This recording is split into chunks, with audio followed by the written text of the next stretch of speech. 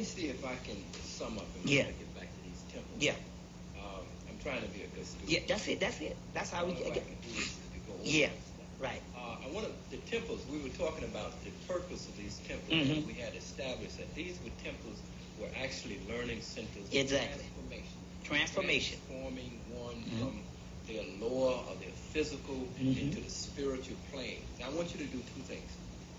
I want you to tell me what were some of the things that one would actually be able to do. We've alluded to them. We've alluded to one priest who had spent 40 years, who had matriculated, graduated, was a high spiritual being. He could actually cause it to rain. I mean, I want you to talk about some of the things, even though it may seem impossible to us, what one would be able to do as a priest in Egypt, and also explain to us one who was on that higher level. You've already alluded to it, that it's cyclical, and it was time for us in terms of the cycles of nature to go to sleep, so to speak. But do two things.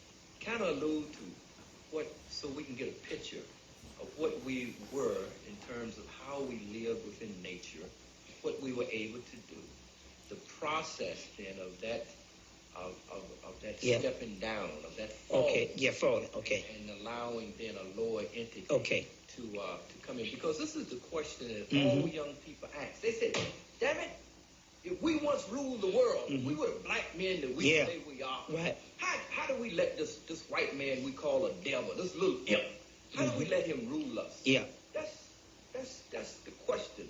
And until they can understand that, they can't make the next step to transformation. Okay.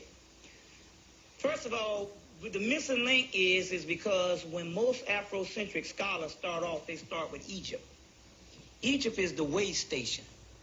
That's like starting American history and starting off with starting American history, and you say this is the introduction to American history, and you start off with the 1960s.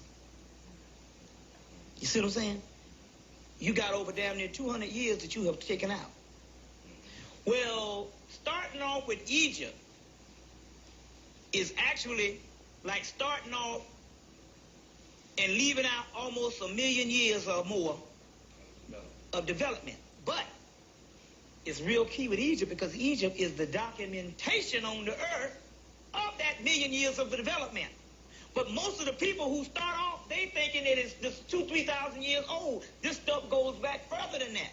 They are dating the temples, but the temples in actuality, well, the actual physical structures may be 2,000 or 3,000 years old, or a little bit older. But the actual inscriptions and the hieroglyphic inscriptions on the temples go all the way back to Atlantis and Lemuria.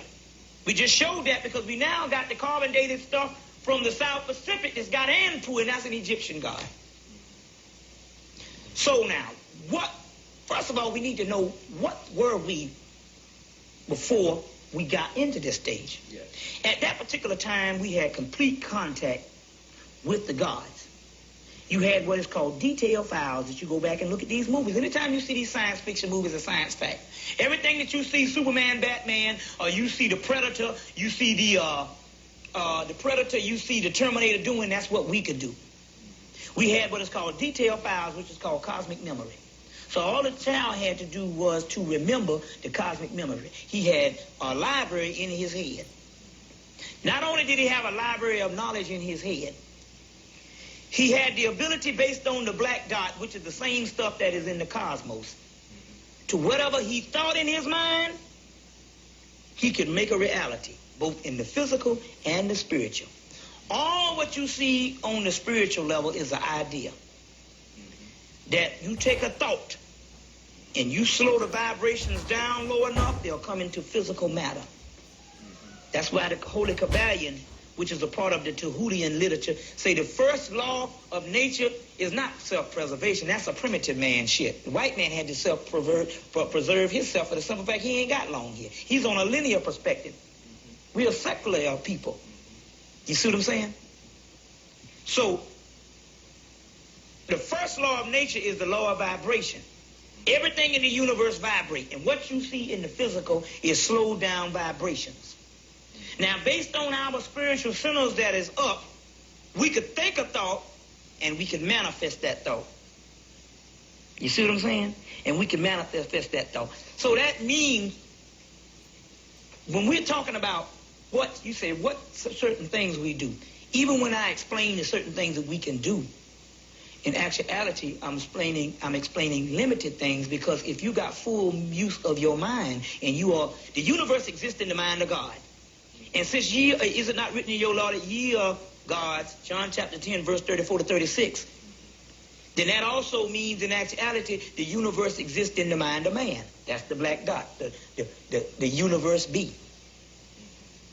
So, if the universe exists in the mind of man, then what we were saying, anything that you see they talk about in comic books or on science fiction and fantasy movies and different things that you call supernatural or superficial, you used to could do with just thought. So now what happened is this earth fell into a lower density sphere, and the vibratory rate slowly went down to its lowest point. And based on the lowering of the vibratory rate, the deeper we fell into degeneration. So therefore, you couldn't do the same thing that you used to could do a couple of thousand years ago or a couple of million years ago. So therefore, the Egyptian temples used to come in, and that's why the temples was made then to bring the priest back up to the level on where he could use all of his brain and tap into the particular science of what he used to could do when he was the gods of Atlantis. So at one time, you used to have detailed learning, or detailed files in here, the Akashic records and cosmic memory, and also cosmic ability to do what you want to do, whereas you didn't need so much of the physical because it was all inside of you. If you want to go to other planets, you could do that. If you can live up under the water, you can live up under the earth, you can do anything. You didn't have to eat, you could have sex on the astral planes. Anything you wanted to think of in your mind, you used to could do that. And that's what we're going back to now.